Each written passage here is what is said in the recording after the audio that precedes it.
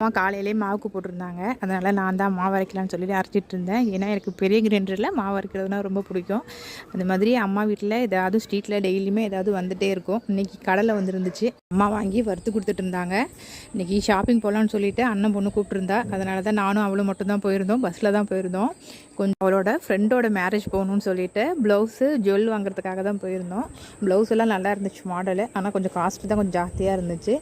Jewel வந்து நல்லா கலெக்ஷன்லாம் சூப்பராக வச்சுருந்தாங்க. மகாராஜான்னு சொல்லிட்டு தஞ்சாவூர் அந்த கடையில் தான் போயிட்டு பார்த்துட்டு இருந்தோம்.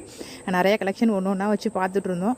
நீங்கள் போட்டுருக்கிற ஜுவல்லில் உங்களுக்கு எது பிடிச்சிருக்குன்னு சொல்லிட்டு கண்டிப்பாக கமெண்ட் பண்ணுங்கள். அதே மாதிரி நாங்கள் எது வாங்கியிருப்போம் அப்படிங்கிறதும் சொல்லுங்கள். நான் கடைசியாக என்ன ஜுவல் வாங்கினோம் அப்படிங்கிறத நான் காட்டுறேன். ட்ரெஸ்லாம் முடிச்சுட்டு ஒரு ரோஸ் மில்க் மட்டும் சாப்பிட்டுட்டு கிளம்பிட்டோம்.